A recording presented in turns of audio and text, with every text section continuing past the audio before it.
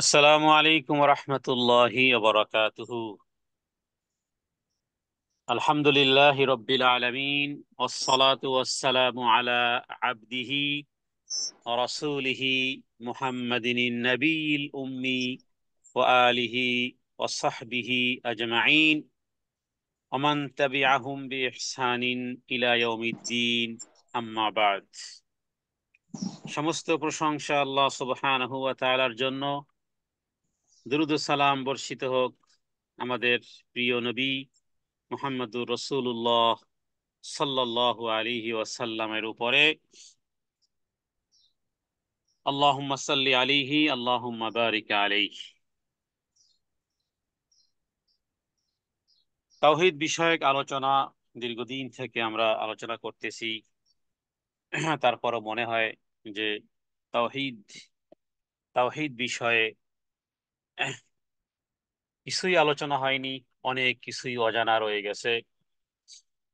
আর কোনো আলোচনাই যেন পূর্ণতা সৌন্দর্য লাভ করে না যতক্ষণ পর্যন্ত তাওহীদ বিষয়ে আলোচনা না করা হয়। কারণ তাওহীদ হলো আমার জান্নাতের ঠিকানা।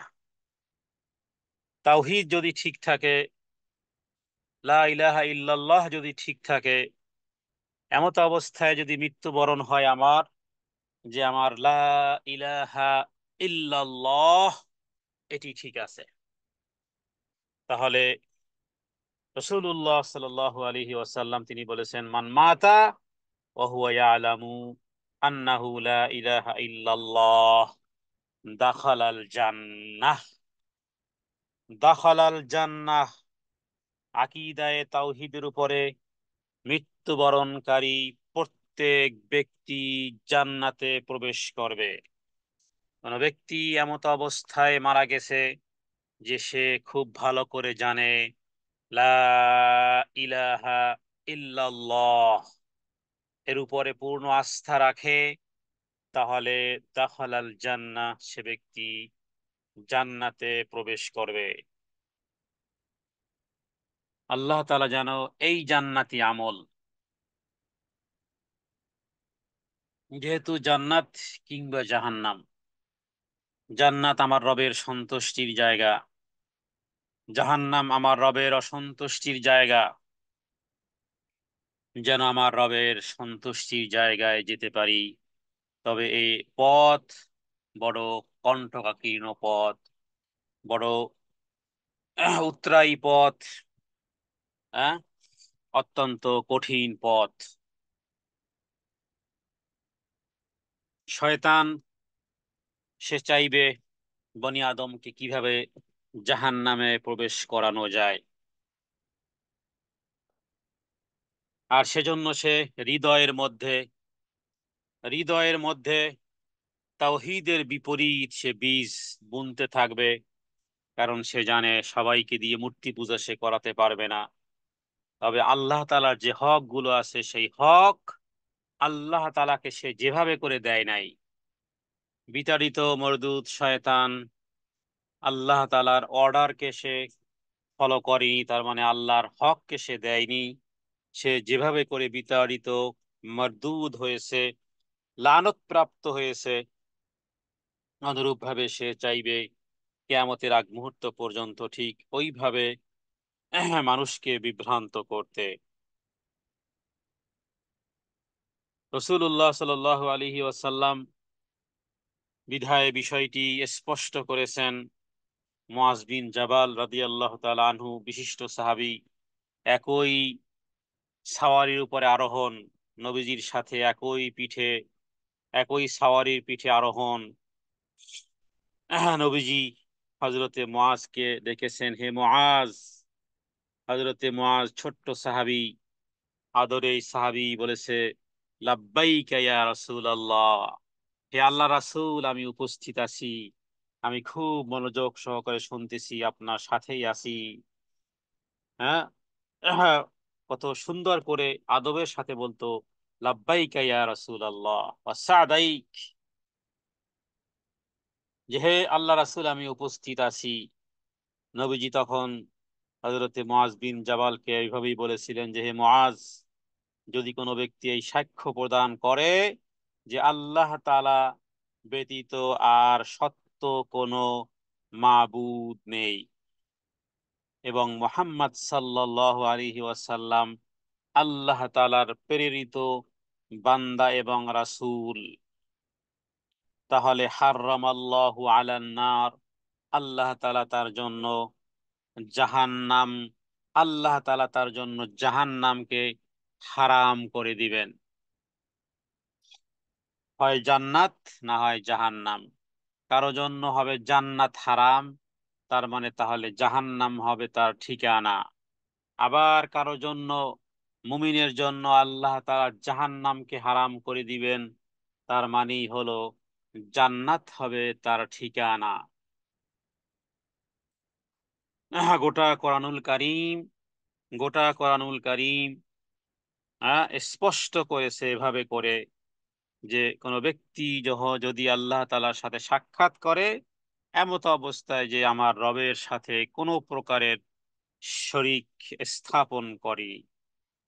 শরিক স্থাপন করেনি, আকীদার মধ্যে তাওহীদকে সে নষ্ট করেনি।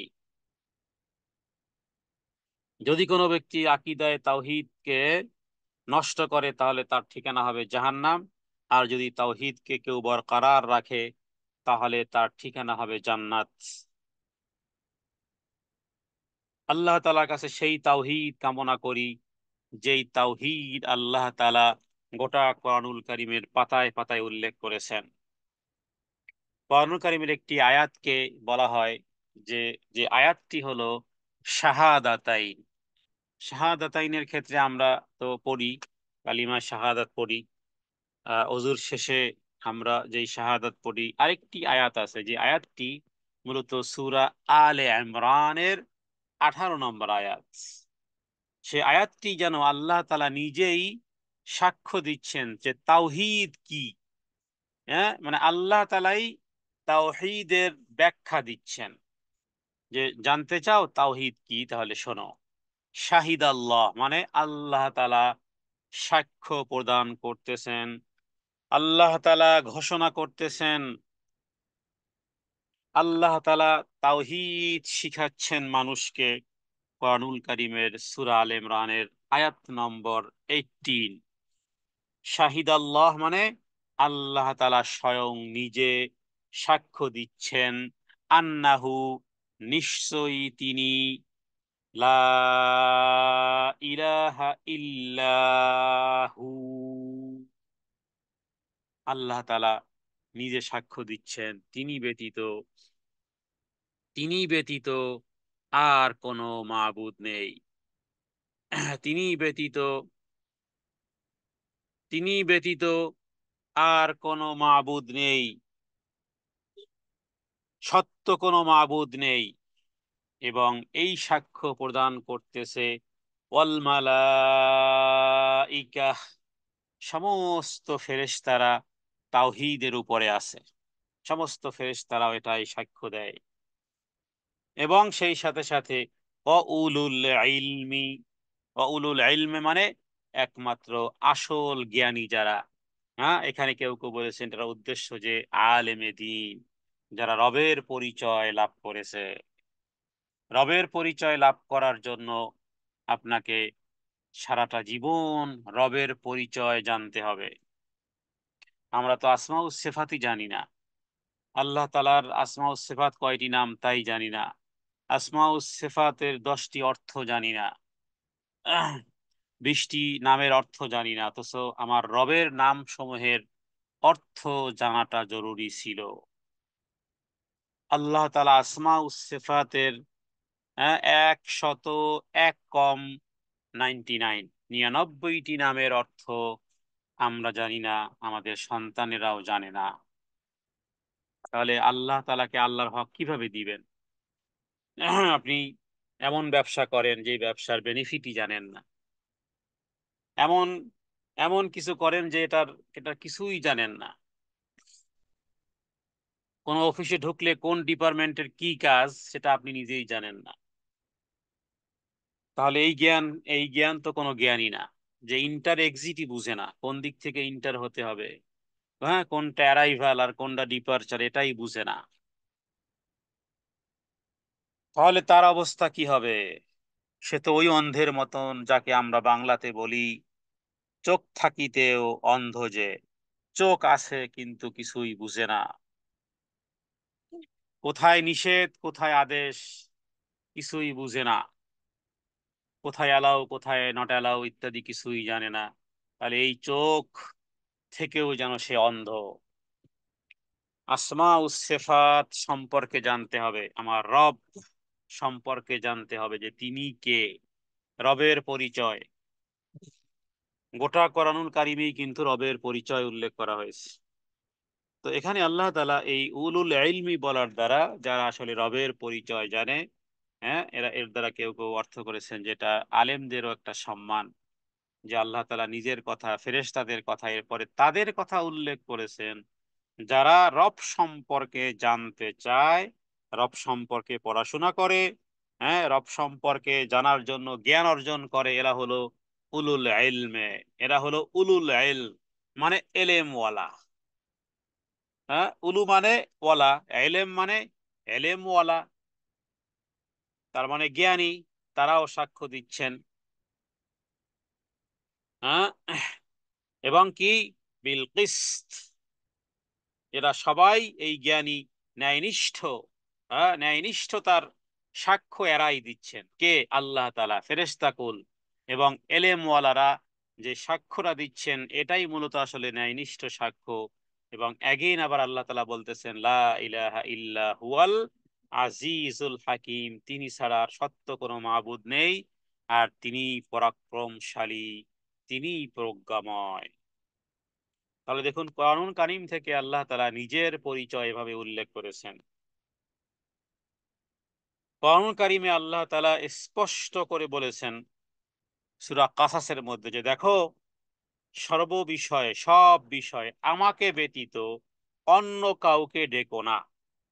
হ্যাঁ, অন্য কাউকে যদি ডাকো তুমিও একদিন ধ্বংস হবা, যাকে ডেকেছো সেও ধ্বংসশীল।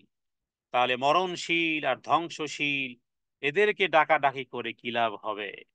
এমন এক সত্তাকে ডাকো যার কোনো লয় নেই, যার কোনো ক্ষয় নেই, যিনি ধ্বংসশীল নন, যিনি অবিনশ্বর, যিনি শুধু অসীম নয়, যিনি সসীম, যার শুরু আছে শেষ নেই, তিনি হলেন এক এবং একক। হ্যাঁ, যাকে কেউ জন্ম দেয়নি, যার কাছ থেকে কেউ জন্ম গ্রহণ করেনি, আসমান আর জমিনে সমকক্ষ তার কেউ নেই, এবং তিনি হলো আল্লাহুস সামাদ, যিনি মুখাপেক্ষীবিহীন, তুলনাবিহীন, সেই রবকেই ডাকো। তাহলে আল্লাহ তাআলা এভাবে করে বলেছেন যে ওয়ালা তাদউ মা আল্লাহি ইলাহান আখার, আল্লাহ ব্যতীত অন্য কোনো কাউকে তুমি ডাকিও না। লা ইলাহা ইল্লাহু, মনে রাখো শুধুমাত্র তিনিই কিন্তু একমাত্র, তিনি ব্যতীত আর কেউ নেই। যাদেরকে তুমি দেখতেছো, যাদেরকে ডাকতেছো, যাদের পূজা করতেছো, যাদের সম্মান করতেছো, যেখানে নজর নেয়ামত দিচ্ছ, যা কিছু চাওয়া পাওয়া কামনা ইত্যাদি যা কিছু বিষয়, এ সব কিছু কুল্লু শাইইন হালিকুন ইল্লা ওয়াজহাহ, সূরা রহমানের মধ্যে আয়াত আছে, সূরা কাহাসের মধ্যে ওই আয়াত আছে, কুল্লু শাইইন হালিকুন ইল্লা ওয়াজহা, সব কিছু একদিন শেষ হয়ে যাবে। হুম, কেউ কেউ শয়তানেরও পূজা করে, দাজ্জালের আগমনের অপেক্ষা করে, তারপরে আরো বিভিন্ন রকমের প্যাগানিজম, এই প্রকৃতির পূজা করে, যেখানেই কিছু শক্তিশালী দেখতে চায় দেখে, সেখানেই সে স্যালেন্ডার করে। অথচ সব কিছু একদিন ধ্বংস হয়ে যাবে, কুল্লু শাইইন হালিকুন ইল্লা ওয়াজহা, সব ধ্বংস হয়ে যাবে। এবং মনে রাখবে লাহুল হুকমু, লাহুল হুকমু, বিধান একমাত্র তার, লাহুল হুকমু, সমস্ত বিধান একমাত্র তারই, ওয়া ইলাইহি লাহুল হুকমু ওয়া ইলাইহি তুরজাউন, বিধান যেহেতু তিনি দিয়েছেন, পৃথিবী তিনি বানিয়েছেন, তোমাকেও তিনি বানিয়েছেন, তোমার মা বাবাকেও তিনি তিনি বানিয়েছেন, সব কিছু তিনি বানিয়েছেন, এবং সবাইকে তিনি তার দিকে প্রত্যাবর্তন করাবেন। ওয়া ইলাইহি তুরজাউন, এবং তার কাছেই প্রত্যাবর্তন করতে হবে। সকল নবী রাসূলও হ্যাঁ একেবারে নিজ সম্প্রদায় সহ, সকল নবী রাসূল সহ এই পৃথিবীতে আল্লাহ তাআলা আদম আলাইহিস সালাম থেকে শুরু করে কিয়ামতের আগ মুহূর্ত পর্যন্ত যা কিছু বানিয়েছেন, সমস্ত সবাইকে আল্লাহ তাআলা তার নিজের দিকে প্রত্যাবর্তন করাবেন। কারণ মালিক ইয়াউমিদ্দিন, বিচারের দিন, আরেকটা দিন, পুনরায় আরেকটা দিন তিনি প্রতিষ্ঠিত করবেন। এখানের সব কিছু সেখানে উঠাবেন। এখানের প্রতিফল এবং প্রতিদান, জাযা এবং সাজা সব কিছু সেখানে তিনি পুনরায় আবার স্থাপন করবেন। ওয়া ইলাইহি তুরজাউন, তার দিকেই প্রত্যাবর্তন করতে হবে। কোরআনুল কারীমে আল্লাহ তাআলা এভাবে করে নিজের পরিচয় দিয়েছেন যে তিনি ব্যতীত আর সত্য কোনো মাবুদ নেই। তিনি বাঁচান, তিনি মারেন, তিনি জীবন দান করেন, তিনি মৃত্যু দান করেন। পৃথিবীর কার ক্ষমতা আছে, পৃথিবীর কোন শক্তি আছে মৃত্যুকে ঠেকাতে পারে? জীবন দান করা, মৃত্যু দান করা, এটি যার হাতে, যিনি সৃষ্টি করেছেন। হ্যাঁ, কেউ তার কাছে কোন রকমের মাতলুব করতে পারেনি। আল্লাহ তাআলা এমনি সৃষ্টি করেছেন। আবার আল্লাহ তাআলা দুনিয়া থেকে নিয়ে যাবেন, কেউ ঠেকাতে পারবে না। পৃথিবীর কোনো শক্তি নেই, পৃথিবীর কোনো শক্তি নেই যে মৃত্যুকে রোধ করতে পারে। আল্লাহ বলছেন যে হ্যাঁ, যদি তোমরা মৃত্যু থেকে দূরে দূরে পালাও, বলে ইন্নাল মাউত আল্লাযী তাফিররুনা মিনহু ফাইন্নাহু মুলাকীকুম সুম্মা তুরাদ্দুন ইলা আলিমিল গায়ব ওয়াশ শাহাদা ফায়ুনাব্বিউকুম বিমা কুনতুম তা'মালুন। মৃত্যু থেকে যত পালাও, মৃত্যু মৃত্যু থেকে পলায়ন করতে পারবে না। মৃত্যু থেকে যতই পালাও, মৃত্যু তোমায় লইবে ঘিরি, যদিও সুদূর আকাশ পথে লাগাও সেথায় লাগিয়ে সিঁড়ি। হ্যাঁ, মৃত্যু থেকে যতই পালাও, পলায়ন করো না কেন, পলায়ন করো না কেন, মৃত্যু তোমায় লইবে ঘিরি, মৃত্যু অবশ্যই তোমাকে পাকড়াও করবে। যদিও সুদূর আকাশ পথে লাগাও সেথায় লাগিয়ে সিঁড়ি। আল কবরু বাইতুন কুল্লু নাসিন দাখিলু। হ্যাঁ, মৃত্যু এমন এক শরবত, এমন এক শরবত। আল মাউতু কাসিন কুল্লু নাসিন। কোন আরবি আরবি কবি এভাবে ছন্দ আকারে বলেছে, জাল মাউতু কাসিন কুল্লু নাসিন শারেবু আল কবরু বাইতিন কুল্লু নাসিন দাখিলু। এটি কোনো হাদিসও নয়, এটি কোনো কোরআনুল আয়াতও নয়, এটা একটা আরবি কবিতা। কুল্লু, হ্যাঁ, প্রত্যেক ব্যক্তি, আল মাউতু কাসিন, মৃত্যু এমন এক পেয়ালা, কুল্লু নাসিন শারেবু, প্রত্যেক ব্যক্তি পান করবে, করতে বাধ্য। প্রত্যেক নফস, কুল্লু নাফসিন যায়কাতুল মাউত, যার জন্ম হয়েছে তার মৃত্যু হবে। যার যার সৃষ্টি হয়েছে সেই সৃষ্টির একদিন নিঃশেষ হবে।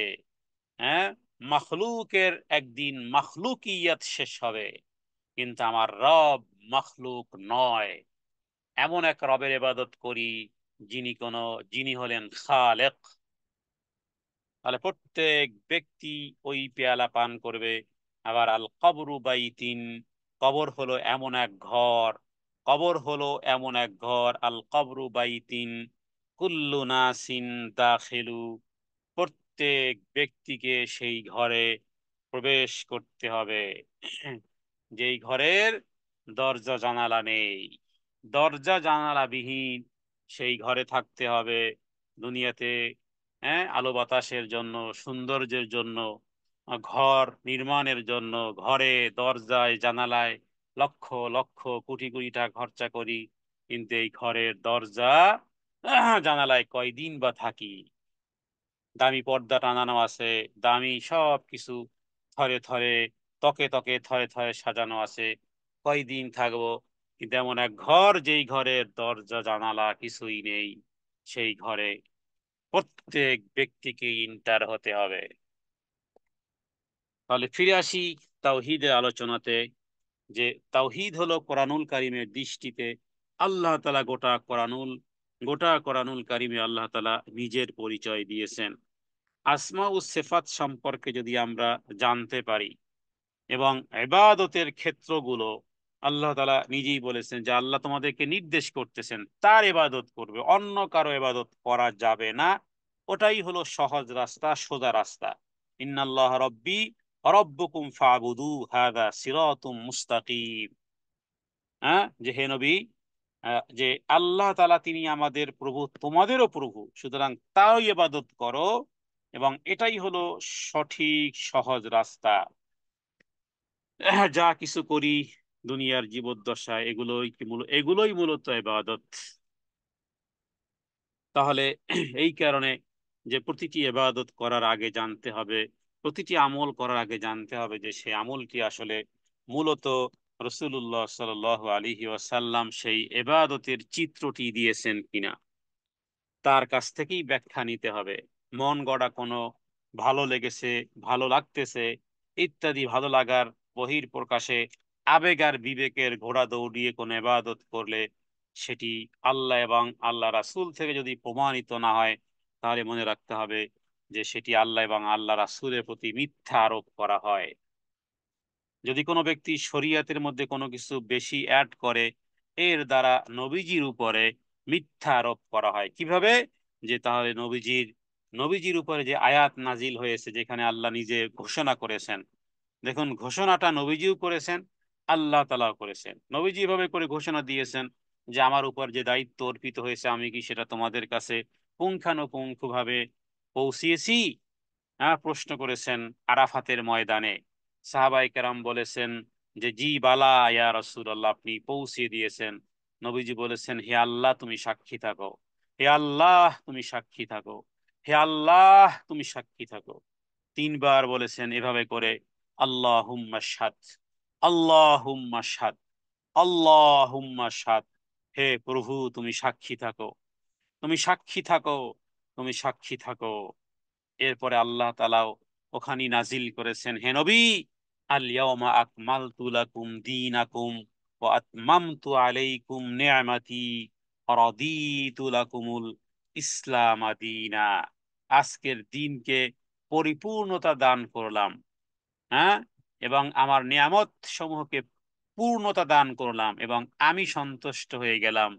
সেটাকে ভেঙ্গে চুরে একাকার করা হয় যদি কোনো আমলের ফ্যাক্টরি বানানো হয়।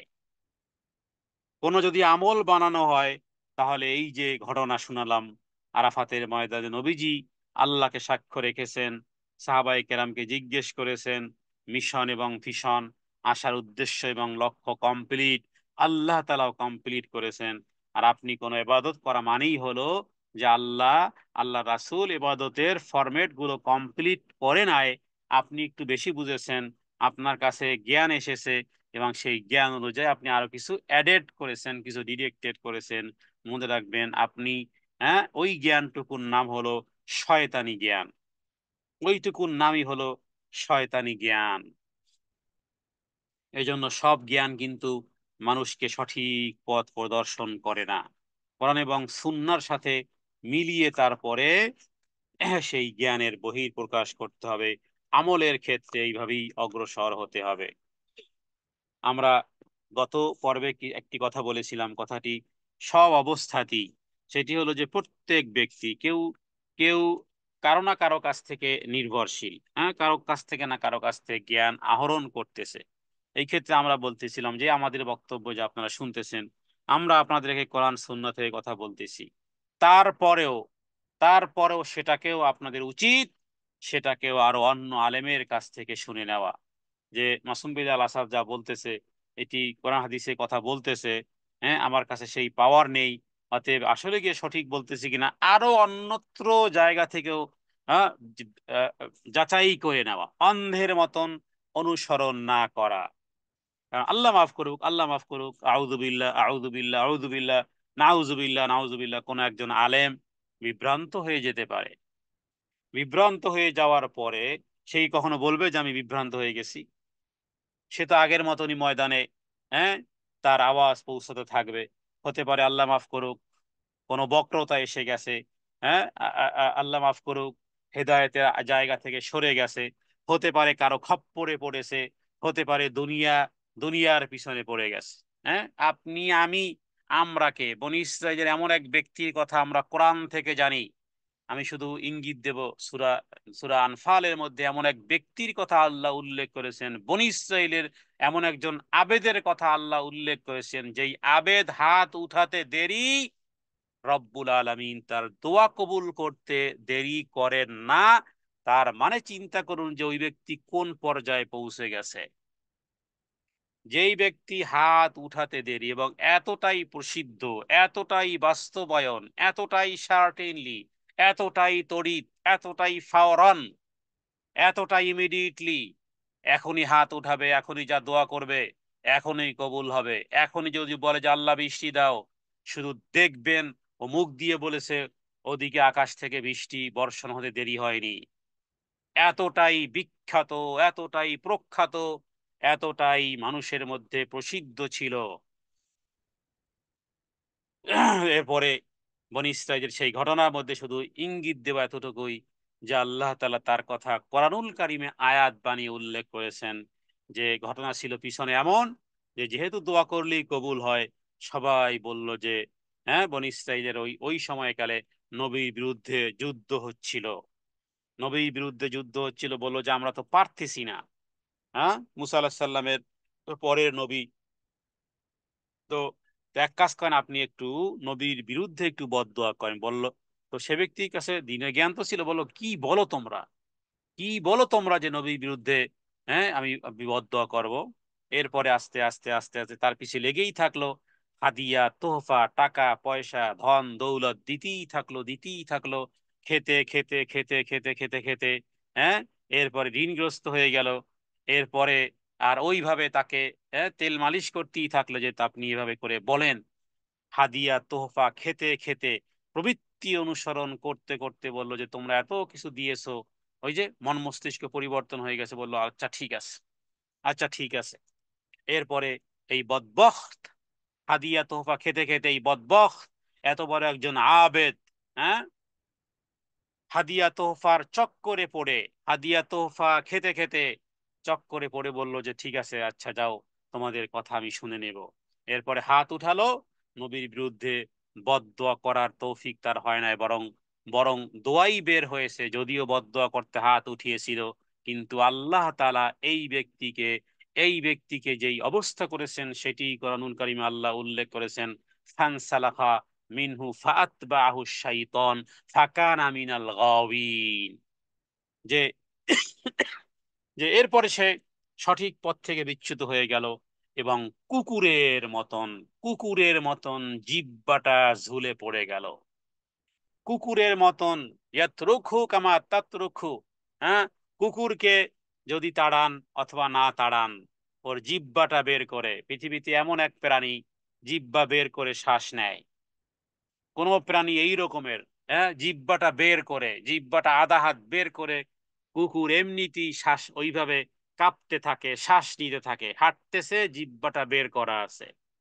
পৃথিবীতে অন্য কোনো প্রাণী এই রকমের দেখা যাবে না, যে জিহ্বা বের করে হাঁটতেছে, জিহ্বা বের করে এইভাবে, হ্যাঁ, বসে আছে, শুয়ে আছে, জিহ্বা বের করে, হ্যাঁ, সে এই জিহ্বাটা বের করা আছে, অথবা হাঁটতেছে, জিহ্বাটা বের করা। ওই বনী ইসরাইলের ওই ব্যক্তিকে আল্লাহ তাআলা এইভাবে করেছেন, জিহ্বাটা তার বের হয়ে গেছে। এই জন্য যে যতই উপরে যাক না কেন, তাকে তটস্থ থাকতে হবে।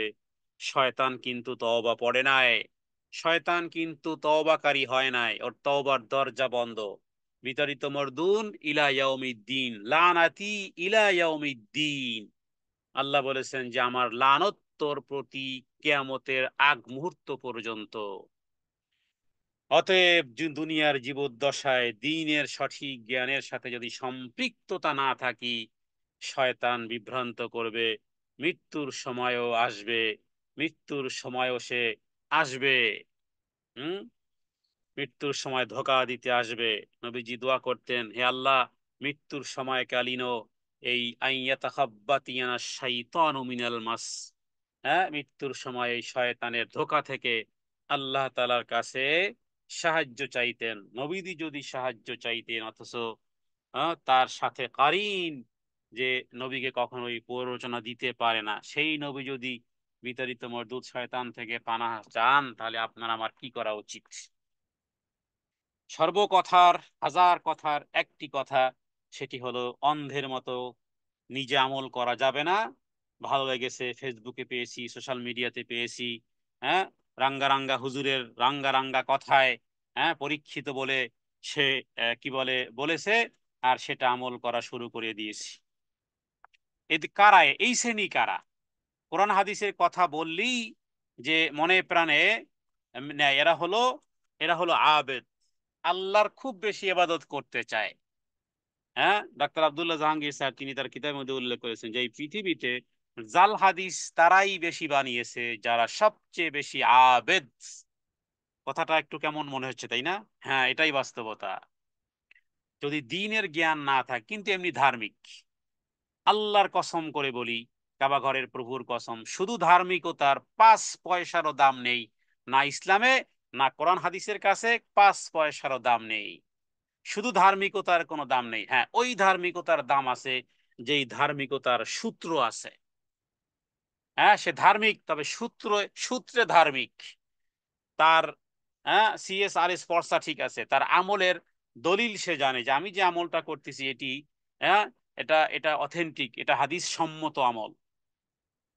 তো ধার্মিক লোকেরা কি করতে, ধার্মিক লোকদেরকে শয়তান বেশি বিভ্রান্ত করে। এরা মনে করে যে ধর্মের নামে যদি কিছু কথা বাড়িয়ে বলতে পারি, মানুষ দ্বীনের প্রতি আসলো, অসুবিধা কি? ফজিলত যদি একটু বাড়িয়ে বলতে পারি, তো মানুষ দ্বীনের পথে আসলো। দেখুন, আপনি কোনো কোর্স করান, কিন্তু সেই কোর্সটাকে বা কোনো আপনার আল্লাহ তাআলা আপনাকে জ্ঞান দিয়েছে, মেধা দিয়েছেন, প্রজ্ঞা দিয়েছেন, মানুষকে আপনি বুঝান, কিন্তু সেটাকে যদি রসুল্লাহ সাল্লাহ সাল্লামের নামে চালিয়ে দেন, ফজিলত, হ্যাঁ, অথবা এমন কোন বিষয় যে এই ফজিলত, এই দুরূদ পড়লে 80 বছরের গুনাহ মাফ, হ্যাঁ, এটা দেখলে 80 বছরের গুনাহ, 80,000 ফেরেশতা, 70,000 ফেরেশতা আপনার জন্য দোয়া করতে থাকবে। তো এই জাতীয় ফজিলত গুলো ও তো তারাই করবে যারা আল্লাহকে ভালোবাসে, রসুল্লাহ সাল্লাল্লাহু আলাইহি ওয়াসাল্লামকে ভালোবাসে, এই পরিমাণ ফেরেশতাদের দোয়া লাভ করতে চায়, এরাই তো, মানে এরা ধার্মিক। কিন্তু কখনো জানার সুযোগ হলো না যে আসলে এই কথাটি সত্য কিনা, সঠিক কিনা, আসলেই কি আমার 80,000 ফেরেশতা আমার জন্য দোয়া করবে কিনা, হাদিসটা সত্য কিনা, হাদিসটি সঠিক কিনা, কোনো আলেমের কাছ থেকে জেনে নি, নাকি বই পেলাম বাস আমল করা শুরু করে দিলাম। একাডেমিক ভাবে এতটা গ্রাজুয়েশন, এতটা গ্রাজুয়েট, হ্যাঁ, বলা যেতে পারে যে PhD করতেছে, হ্যাঁ, পড়াশোনার একটা শেষ পর্যায়ে এসেছে, রমজান মাসের 30 দিনের 30 ফজিলত সে তার সোশ্যাল মিডিয়াতে, হ্যাঁ, সে শেয়ার করে রেখেছে। প্রথম রমজানের এই ফজিলত, দ্বিতীয় রমজানের এই ফজিলত, তৃতীয় রমজানের এই ফজিলত।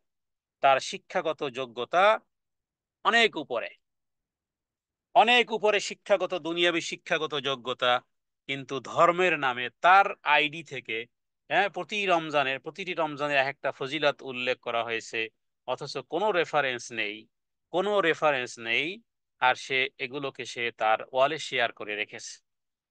তাহলে এই পণ্ডিতি, এই শিক্ষাগত যোগ্যতা কোথায় নিয়ে গেল? হ্যাঁ, দুনিয়ার প্রত্যেকটা জিনিসের একটা সূত্র থাকে, ধর্মের নামে কোনো সূত্র লাগে না, বাস কেউ ফজিলত লিখে দিতে পারলেই হলো। এবার আমল করার জন্য লক্ষ লক্ষ মা বোনেরা, নারী আর পুরুষ দাঁড়িয়ে আছে আমল করার জন্য, অথচ যেগুলোর, তো এদেরকে দিয়ে শয়তান এক ধরনের খেলা খেলে দুনিয়ার দৃষ্টিতে। এরা, এদেরকে নিয়ে নাচানো এই শয়তানের এরা, কারণ জানে ধর্মের নামে কোনো কিছু দিলে এরা খুব তাড়াতাড়ি গিলবে। আর শয়তান সবচেয়ে বেশি খুশি হয় মানুষকে বেদাত করানোর মাধ্যমে, কারণ জানে এটার ফলাফল শুধু 0.00000ই নয়, বরং এটার এটার এটার ফলাফল হলো সে জাহান্নামী হবে, হাউজে কাউসার থেকে বঞ্চিত হবে, নবীর সুপারিশ থেকে বঞ্চিত হবে। তাহলে দুনিয়ার দৃষ্টিতে তাকে আমলের মধ্যে কন্টিনিউ লাগিয়ে রেখেছে শয়তান, আমলের মধ্যে লাগিয়েছে শয়তান, তার মানেই হলো ওই আমলে লাগিয়েছে যেই আমলের সূত্র নেই। সোশ্যাল মিডিয়াতে দেখুন, শরিয়তের বিষয়গুলো এটা এতটাই এতটাই এটাকে কিভাবে হাউ টু এক্সপ্লেইন শরিয়াতের বিষয়গুলো যেই যেই সেই এতটা এক্সট্রিম পর্যায়ের, শরিয়াতের বিষয় এতটা এক্সট্রিম, যদি এতটা এক্সট্রিম না হয় তাহলে প্রত্যেক ব্যক্তির ফতুয়ার সাব্যস্ত হবে এই রকমের, যেমন নাকি মানে ডেথ পেনাল্টি। ডেথ পেনাল্টি আপনি এমন এমন ভায়োলেশন যেন আসলে ডেথ পেনাল্টি। তো শয়তান ঠিক এই রকমের ধর্মের নামে এমন বিষয় দিয়ে রেখেছে, এমন যে যেগুলো আসলে ডেথ পেনাল্টি। তার মানে আমল করতে করতে, আমল করতে করতে করতে করতে মরতে মরতে জাহান নামে গিয়ে শেষ হবে। দুনিয়ায় শুধু আমল আর আমল, ওই যে যেই আমল ডেথ পেনাল্টি, কারণ সেটার সূত্র নেই। শরিয়াত এ বিষয়ে খুব বেশি কিন্তু এক্সট্রিম। হ্যাঁ, যার তার ফতুয়াও যেমন গ্রহণ করা যায় না, যেই কোনো আমল জানলি করা যায় না। শরিয়াতে এই ক্ষেত্রে অত্যন্ত গুরুত্বের সাথে স্ট্রিক্ট ইনস্ট্রাকশন আছে। ইসলামের সেই রেস্ট্রিকশন যদি কেউ ফলো না করে, আমল করতে করতে শরীর বাঁকা হয়ে যাবে, সেজদা দিতে দিতে কপালে দাগ হয়ে যাবে, হাঁটু হাঁটু উটের হাঁটুর মতন হয়ে যাবে রুকু আর সেজদা দিতে দিতে। আমল করতে করতে দুনিয়ার জীবন যৌবন শেষ করে জাহান নামে যেতে হবে। কারণ হলো নবীজি বলেছেন, রসুল্লাহ সাল্লাল্লাহু আলাইহি ওয়াসাল্লাম বলেছেন, মান আমিলা আমালান, মান আমিলা আমালান লাইসা আলাইহি আমরুনা ফাহুয়া রাদ্দুন। কোন ব্যক্তি যদি দুনিয়ার জীবদ্দশায় আমল করে, মান আমিলা আমালান লাইসা আলাইহি আমরুনা, যার নির্দেশনা, যার নির্দেশিকা, যার গাইডলাইন আমি মোহাম্মদ সাল্লাল্লাহু আলাইহি ওয়াসাল্লাম থেকে প্রমাণিত নয়, ফাহুয়া রাদ্দুন, তাহলে সেটি প্রত্যাখ্যাত হবে, সেটি মারদুদ হবে, সেটি মাকবুল হবে না। কারণ কোরআনুল কারিমে আল্লাহ তাআলা বহু জায়গাতে বিষয়টি উল্লেখ করেছেন। ইমানদার দাবিদার কতিপয় লোকের অবস্থা আল্লাহ তাআলা কোরআনুল কারিমে এমন ভাবে উল্লেখ করেছেন, শরীরের পশম দাঁড়িয়ে যাবার মতন। ইমানদারদের, ইমানদার দাবিদার, ভাই আপনি কে? আমি তো ইমানদার। হ্যাঁ, সালাত সিয়াম সব ঠিকঠাক। এবার দেখুন আল্লাহ তাআলা কিভাবে বলেছেন, একটু মনোযোগ কোরআনুল কারিমের মধ্যে। আমরা চাই দুনিয়াও ফিটফাট হোক, আখেরাতটাও ঠিকঠাক হোক। আসুন আল্লাহ তাআলা ইমানদার দাবিদার কতিপয় লোকের অবস্থা কোরআনুল কারিমে যেভাবে উল্লেখ করেছেন, সার্চিং করুন, ফাইন্ড আউট করার চেষ্টা করুন, দেখুন তো নিজেদের মধ্যেও সেখানে নিজেদের নামগুলো সেখানে চলে যায় কিনা। আল্লাহ তাআলা কোরআন কারীমের মধ্যে বলেন, হে নবী, আলাম তারা ইলাল্লাযীনা ইয়াজউমুনা আন্নাহুম আমানু বিমা উনজিলা ইলাইকা ওয়া উনজিলা মিন ক্বাবলিকা ইউরিদুনা আন ইয়াতাহাকামু ইলাত তাগুত। সূরা নিসা আয়াত নম্বর 60। আপনি কি তাদেরকে দেখেননি হে নবী, যারা দুনিয়ায় দাবি করবে, ইমানের দাবি করবে, এবং আপনার প্রতি যা অবতীর্ণ হয়েছে তারা সে বিষয়ের উপরও ইমান আনে, এবং আপনার পূর্বে যা কিছু অবতীর্ণ হয়েছে সেগুলোর প্রতিও ইমান আনে।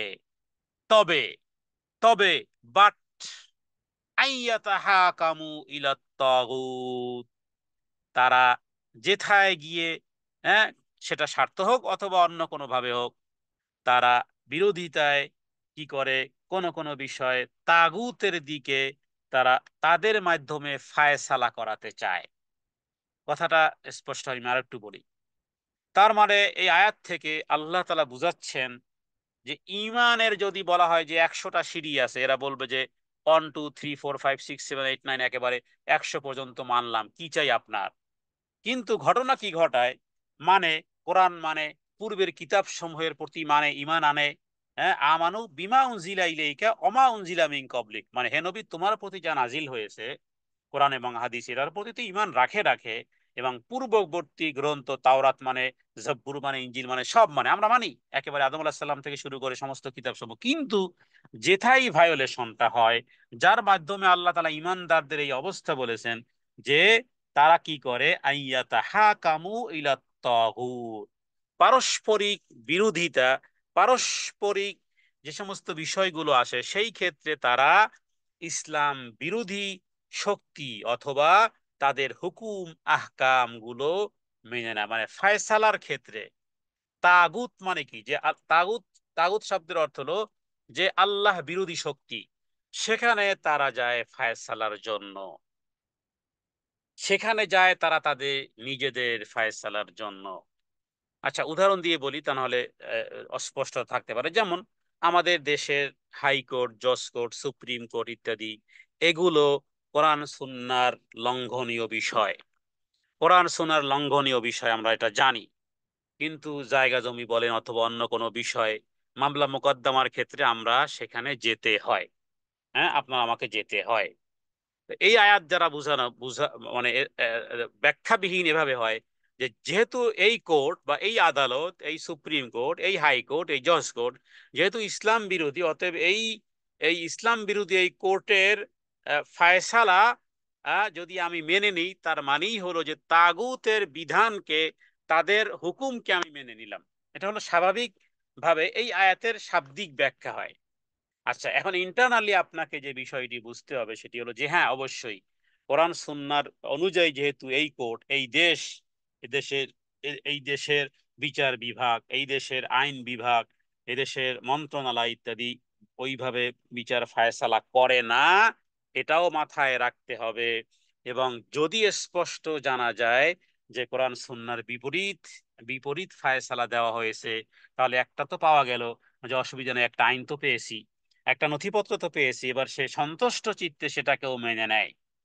হ্যাঁ, বিশেষ করে জায়গা জমির ব্যাপারে কথার কথা, যে কোর্ট থেকে রায় দিল যে জায়গা সমান সমান, সেও মনে করলো যে অসুবিধা নেই, একটা তো আইন, দেশের আইন, দেশের আইনের প্রতি শ্রদ্ধা, ভালোবাসা ইত্যাদি সবকিছু এই জাতীয় মনে করলো যে ঠিক আছে, যেহেতু আইনগতভাবে একটা ফয়সালা দেওয়া হয়েছে, আমি এটা মেনে নিলাম। কিন্তু আল্লাহ মাফ করুক, সেই আইনটি যদি কোরআন সুন্নাহর বিরোধী হয়, তবু যারা মেনে নিবে, ঠিক এই জাতীয় ব্যক্তিদের কথাই এখানে আল্লাহ উল্লেখ করেছেন। আর ইমানদাররা কি হবে, এর বিপরীত চরিত্রটা হবে। সেটা হলো যে কোর্ট যদি জায়গা জমির ক্ষেত্রে এমন কোন ফায়সালা দেয় যে ফায়সালাটি শরীয়ত সমর্থন করে না, অলরেডি নথিপত্র লিখে দিয়েছে হ্যাঁ আমাদের কাছে, কিন্তু তারপরও শরীয়ত লঙ্ঘন হলে সেই বিষয় আমি মানতে রাজি না, মানবো না। প্রয়োজনে ওই ভাইয়ের জমি, বোনের জমি প্রয়োজনে আমি ফেরত দেব, হোক না দলিলা দিল্লা আমার কাছে এসে গেল, মালিকানা সূত্র প্রতিষ্ঠিত হলেও, হ্যাঁ, তারপরও আমি শরীয়ত যেহেতু এটাকে অ্যালাউ করেনি, যার কারণে আমি এটা অ্যালাউ করব না। এটা হবে ইমানদারদের দাবি, এটা হবে ইমানদারদের দাবি। হ্যাঁ, দোষ দেয় বাবা দিয়ে গেছে, দোষ দেয় মা দিয়ে গেছে, তো বাবা দিয়ে গেছে, বাবা ভুল করেছে, আর তুমি সেটাকে উপলক্ষ করে তুমি ভক্ষণ করতেছো, বোনদেরকে বঞ্চিত করতেছো বা মুখকে বঞ্চিত করতেছো। তুমি হয়তো বলবে যে আইনগতভাবে তো আমরা রায় পেয়েছি, অথবা আমাদের বাবা তো লিখে দিয়ে গিয়েছিল জীবদ্দশায়, অথচ স্পষ্ট জানতেছো যে কোরআন সুন্নাহর বিরোধী। এই জাতীয় লোকেরা আছে সমাজে, এরা ধর্মকর্মেও দেখবেন পাকা, আল্লাহর ঘরেও এরা যায়, পাঁচ ওয়াক্ত সালাত আদায় করে, দুঃখের বিষয় হলো নিজের বোনের হক মেরে খেয়েছে, হ্যাঁ, ফুফুর হক দেয়নি। এবং আইনগতভাবে তারা একটা শক্তিশালী বলয়ের মধ্যে আছে, কারণ আইন তাদের পক্ষে যেহেতু আছে। এটাই আল্লাহ তাআলা বুঝিয়েছেন যে এরা সব কিছু মানলেও তারা বিরোধীতে বিষয়ে তাগুতের দিকে নিয়ে তারা ফায়সালা করতে চায়। আরেকটি আয়াতে আল্লাহ তাআলা দেখুন বলেছেন এভাবে করে যে অকাদ উমিরু আন ইয়াকফুরু বিহি ওয়া ইউরিদুশ শাইতানু আন ইউদিল্লাহুম দলালাম বাঈদা, যদিও তাদেরকে আদেশ করা হয়েছিল যেন তাকে অবিশ্বাস করে, এবং শয়তান ইচ্ছা করে যে তাদের সুদূর বিপথে বিভ্রান্ত করে।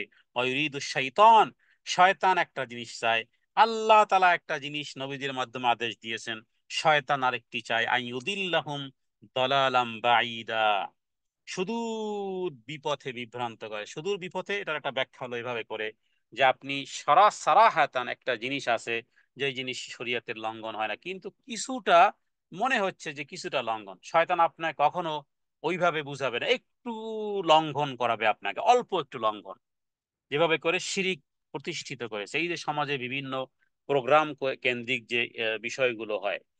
হ্যাঁ, যে এটা তো কোনো হারাম কিছু না, আমরা নিজেরাই যে পটালা না কোন কোন অনুষ্ঠানের কথা বলা হলো, আস্তে একটু লঙ্ঘন হবে, এরপরে আস্তে আস্তে করতে করতে প্রজন্মের পরে প্রজন্মে এরপরে ওটাই একটা স্পষ্ট রসম রেওয়াজ হয়ে যাবে।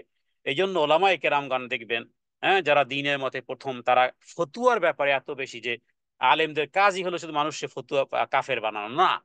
কোন আলেমের কাজ এটা নয় যে মানুষকে কাফের বানানো, বরং তারা সতর্ক করেন যে হ্যাঁ, এটা এখন বোঝা যাচ্ছে না এটার খারাপই, কিন্তু হ্যাঁ, 2-4 বছর পরে, 20 বছর পরে, 50 বছর পরে, 100 বছর পরে, এক প্রজন্মের পরে হতে পারে সেটাই একটা রসম রেওয়াজ হয়ে গেছে। আমাদের সমাজে শরীয়তের লঙ্ঘনে কি একদিন দুই দিনই হয়েছে? না, একদিন দুই দিনে হয়নি। আস্তে আস্তে আস্তে আস্তে করে করে আস্তে করতে করতে করতে করতে একটা সময় দিনের পথ থেকে অনেক দূরে সরিয়ে নিয়ে যায়। এই জন্য সাহাবায়ে কেরাম এই সমস্ত বিষয়গুলোতে এতটাই কঠোর ছিলেন যে রাসূলুল্লাহ সাল্লাল্লাহু আলাইহি সাল্লামের সুন্নতের বিপরীত একটি শব্দ যদি শুনতেন, হ্যাঁ, যেমন কোন একজন ব্যক্তি হাসি দিয়েছিল কোন এক সাহাবীর সামনে, তো সে হাসি দিয়ে বলতে হয় আলহামদুলিল্লাহ, কিন্তু সে আরো কিছু শব্দ এর সাথে অ্যাড করেছিল। তো সেই সাহাবী এই পরিমাণ রাগ হয়েছিলেন, বলেছিলেন যে আমরা তো রাসূলুল্লাহ সাল্লাল্লাহু আলাইহি ওয়াসাল্লামের কাছ থেকে শুধু এতটুকুই শুনেছি, তার মানে এর সাথে আর কিছু অ্যাড করতে পারবে না। যদি অন্য কোনো তাসবিহ তাহলিল অ্যাড করতে হয়, যে আমি সুবহানাল্লাহ, আলহামদুলিল্লাহ, লা ইলাহা ইল্লাল্লাহ, আল্লাহু আকবার ইত্যাদি বলবো, সেটা অন্য সময় বলো, কিন্তু এর সাথে অ্যাড করে নয়। হ্যাঁ, আমরা সমাজ থেকে যৌতুক যৌতুক যেহেতু এটা একটা হারাম একটা জিনিস, কিন্তু কেউ যদি মনে করে যে এখন মেয়ের বাবার যেহেতু অ্যাবিলিটি আছে, ছেলের বাবার অ্যাবিলিটি আছে, তো মেয়ের সাথে আমরা কিছু দিব না, আমরা বলবো যে আপনি এটা দিচ্ছেন, একটা সময় আসবে যেটা রসম রেওয়াজে পরিণত হবে, এবং ঠিক এখন তাই হয়েছে। এটা কত আগে শুরু হয়েছিল জানি না, কিন্তু এখন বিষয়টা ঠিক এইরকমই হয়েছে। এখন হতে পারে কোনো মেয়ের বাবা, আল্লাহ তাকে সম্পত্তি দিয়েছেন, সে মেয়েকে সন্তুষ্ট চিত্তে কিছু ধন সম্পদ দিবে বিবাহের সময়, একটা আনন্দের সময়, এটা দোষের কি আছে?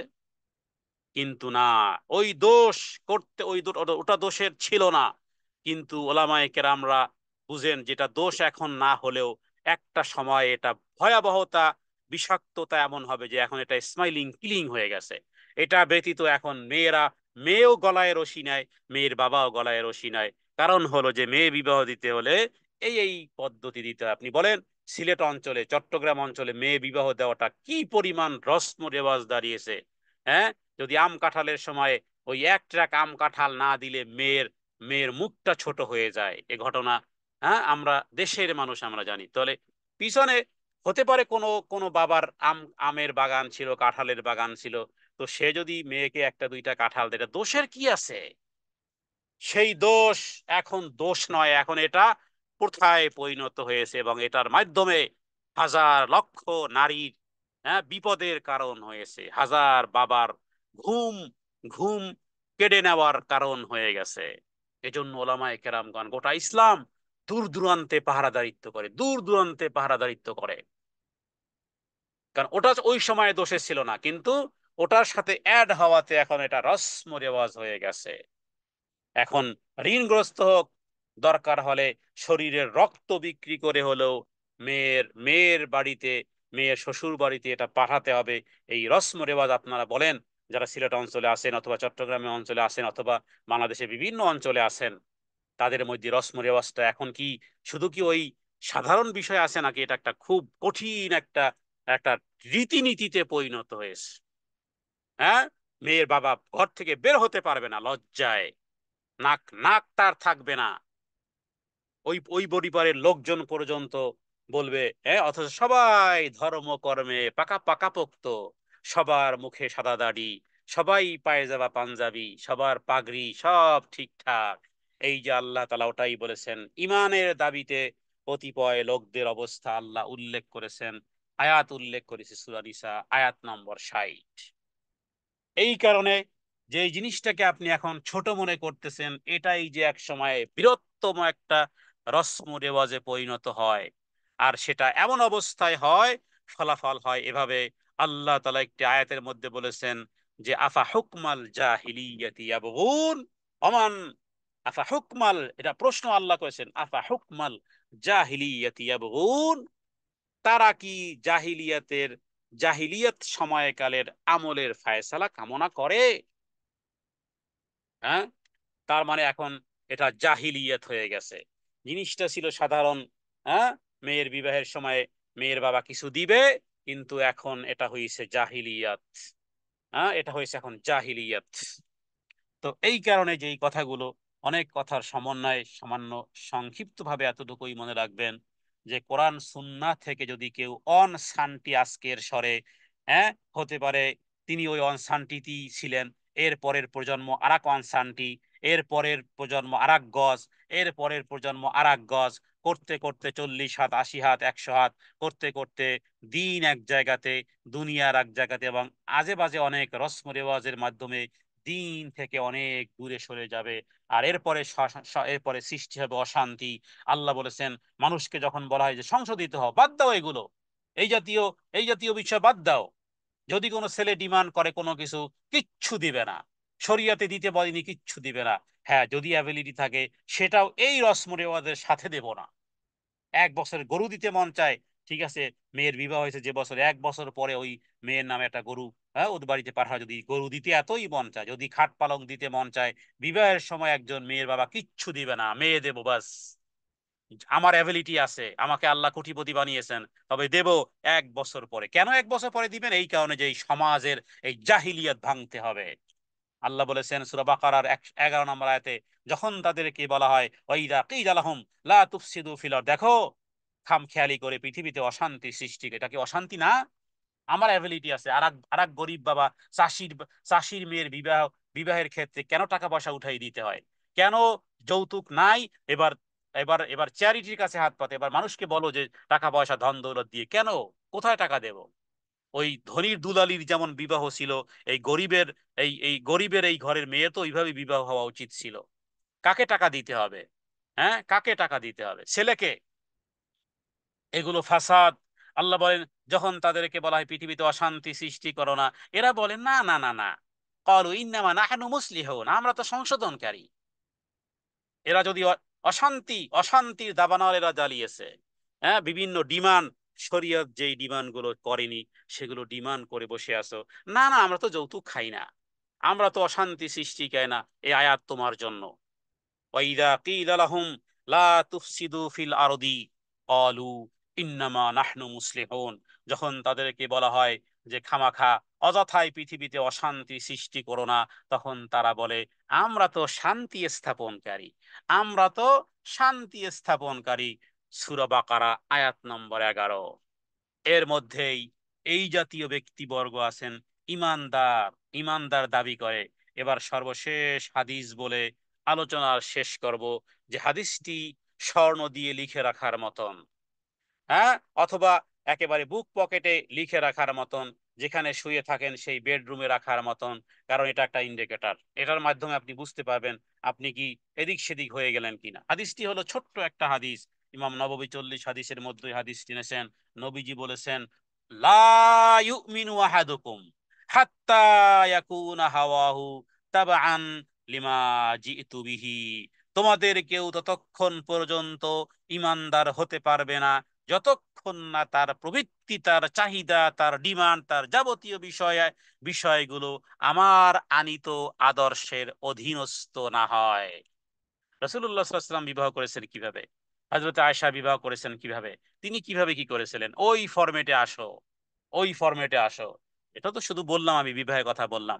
নবীজি এখানে বুঝিয়েছেন, তোমাদের মধ্যে কেউ ইমানদার হতে পারবে না যতক্ষণ না, ইমানদার হতে পারবে না যতক্ষণ না, এগুলো আরবি বুঝেন? হাত্তা মানে কি?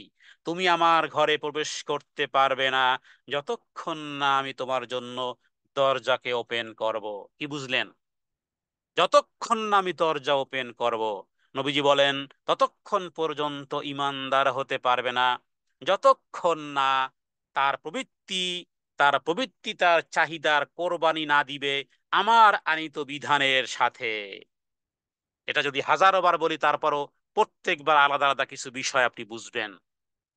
হ্যাঁ, আমরা চাই না না না, ইমানদারও থাকবো, ওটাও একটু মজা মস্তি করবো, একটু পাবো, হ্যাঁ, দুনিয়ার ডিমান্ডও একটু হলো। এভাবে যদি বলা হয় তাহলে বিবাহ শাদী তো ঠিক নাই। অশান্তি লাগবে না কেন? 2-4 বছর পরে স্বামী স্ত্রী গ্যাঞ্জাম লাগবে না কেন? কত হাজার শরীয়তের লঙ্ঘন করেছেন বিবাহের এক সপ্তাহ থেকে, যে শুরু করেছিলেন যা, এলাকার লোকজনকে ঘুমাতে, সমস্ত হিন্দুয়ানি প্রথা, রসম রেওয়াজ, হিন্দুয়ানি আর খ্রিস্টানি আর বিধর্মী, ইহুদি আর খ্রিস্টান, গয়রিল মাগদুবি আলাইহিম, সব প্রথা, সব আপনি বিবাহের মজলিসে, বিবাহের দিনগুলোতে আপনি করেছেন। আবার শান্তি চান, আবার শান্তি চান। রসুল্লাহ সাল্লাল্লাহু আলাইহি ওয়াসাল্লামের এই বিধান অনুযায়ী করেননি, শান্তি কোত্থেকে আসবে? আল্লাহ তাআলা এক নাম হলো আসসালাম, হুয়াস সালাম, আল্লাহুম্মা আনতাস সালাম ওয়া মিনকাস সালাম। সেই সেই সালামের, সেই শান্তির বিষয়গুলো তো আপনি করেননি। কি পরিমাণ শরীয়তের লঙ্ঘন করেছিলেন! ইমানদার, ওখানে ওই ইমানদার, ইমানদার দাবি করেন, নবীজি বলেন লা ইউমিনু আহাদুকুম, তোমাদের মধ্যে কেহই, হ্যাঁ, মানে নোবডি অ্যালাউড, কেউ পারবে না ততক্ষণ পর্যন্ত ইমানদার হতে, যতক্ষণ পর্যন্ত হাত্তা ইয়াকুনা, হাত্তা মানে যতক্ষণ না, হাওয়াহু তার চাহিদাকে, চাহিদাকে, তার প্রবৃত্তিকে, আমার লিমা জিতু বিহি, আমি যেই বিধিবিধান নিয়ে এসেছি, আমার হাট বাজার, আমার বিবাহ শাদী, আমার ঘুম, আমার জাগ্রত হওয়া, আমার যাবতীয় যা কিছু আছে জীবনে মরণে, এগুলোকে, এগুলোর এই আদর্শের অধীন না হয়, এই আদর্শের অধীন না হয়। নবীজি আমাদের আদর্শ শুধু কি সালাতের আদর্শ, বিবাহ শাদীর আদর্শ, রাস্তায় পথ চলতে আদর্শ, ওয়াশরুমে যাওয়ার আদর্শ, স্ত্রী সহবাসে আদর্শ, এমন কোন জীবনের এমন কোন সাইড নেই যে বিষয়ে রসুল্লাহ সাল্লাল্লাহু আলাইহি সাল্লাম আদর্শ নয়। এখন সেটা যদি না হয়, তাহলে ইমানদার ততক্ষণ পর্যন্ত হতে পারবে না, যতক্ষণ পর্যন্ত আলহামদুলিল্লাহ রসুল্লাহ সাল্লাল্লাহু আলাইহি ওয়াসাল্লাম আনিত বিধানের সাথে আপনি কোন রকমের বিপরীত যদি যান, আলহামদুলিল্লাহ, ততক্ষণ পর্যন্ত ইমানদার হওয়া যাবে না। আসুন গভীরভাবে অনুধাবন করার চেষ্টা করি, আসুন গভীরভাবে অনুধাবন করার চেষ্টা করি, জীবনের সব ক্ষেত্রে যেন রাসূলুল্লাহ সাল্লাল্লাহু আলাইহি সাল্লামের আনিত বিধান অনুযায়ী জীবনের সমস্ত কর্ম হয়। এই পণ এখন থেকে করুন, যা হয়ে গেছে হয়ে গেছে। সামনের দিনগুলোতে প্রতিটি কর্মকাণ্ড রাসূলুল্লাহ সাল্লাল্লাহু আলাইহি সাল্লামের আনিত বিধান অনুযায়ী করব। তাতে কেউ সমাজে আমার সাথে আসলো কি আসলো না, হ্যাঁ, থাকলো কি থাকলো না, দেখার বিষয় নয়। আল্লাহ তাআলার কাছে তৌফিক কামনা করি। যা কিছু বললাম এগুলো যেন অলওয়েজ, অলওয়েজ যেন আমাদের মাইন্ডে রাখতে পারি, সে অনুযায়ী জীবন, দিন আর রাত, প্রতিটি ঘন্টা, প্রতিটি সেকেন্ড যেন চলতে পারি। রবের কাছে সেই তৌফিক কামনা করে আজকের আলোচনা শেষ করতেছি। আমা আলাইনা ইল্লাল বালাগ, ওয়া সাল্লাল্লাহু আলা সাইয়্যিদিনা মুহাম্মাদিন নবিয়্যিল উম্মি ওয়া আলিহি ওয়াসাল্লাম। আসসালামু আলাইকুম ওয়া রাহমাতুল্লাহি ওয়া বারাকাতুহু।